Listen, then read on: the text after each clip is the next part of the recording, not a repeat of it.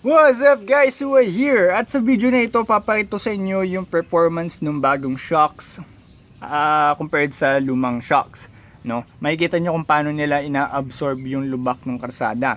And yun, dadaan nga pala tayo sa humps ng mabilis like 20 km per hour, sa humps na mabagal, yung usual approach, sa maliliit na patos at saka mga lubak sa karsada, in both regular speed at slow motion.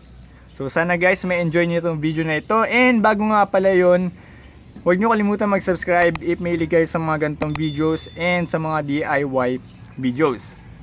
So click nyo lang yung subscribe button sa baba. So yun, let's roll the clips and enjoy!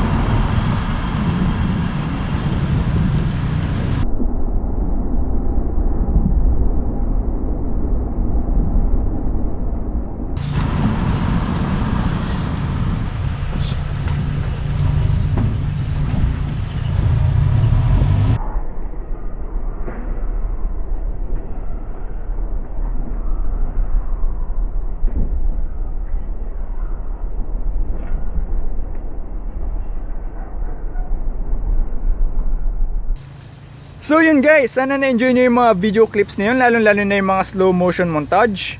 And if interested kayong bumili ng KYB XLG na rear shocks para sa Toyota Innova, may product link po sa description sa baba. So click nyo lang yun, then mag-order kayo from there.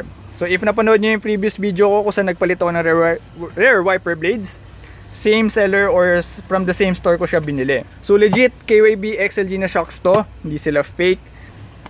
If gusto niyo naman matuto kung paano palitan tong rear shocks ng Innova, abangan niyo yung next video natin kung saan papakita ko sa inyo paano papalitan yung rear shocks.